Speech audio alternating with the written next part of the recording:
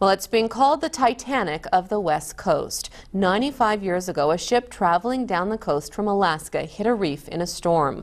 The ship sank and no one survived, except for a dog found shivering on a nearby shore. And as Bruce Kirkpatrick reports, October 25th remains a dark day in maritime history.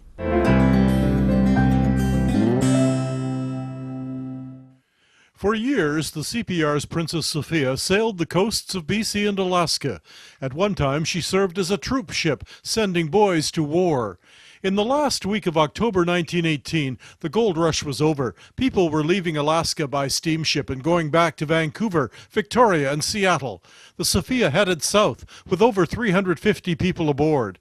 In the darkness of October 24th, they struck a reef 95 years ago this week in history.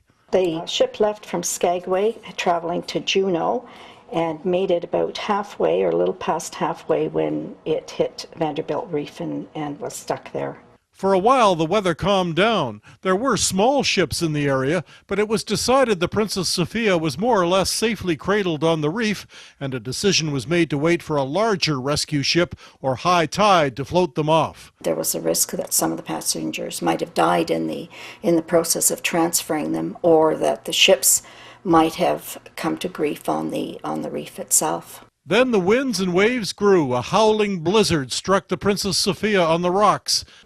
The Sophia's wireless operator radioed, "Ship foundering. Come at once. For God's sake, hurry." The rescue ships had to seek shelter, weren't able to come out, and when they finally did, they found that, unfortunately, the ship had blown off the reef. All they found was a mast sticking out of the sea in Lynn Canal where the Sophia went down.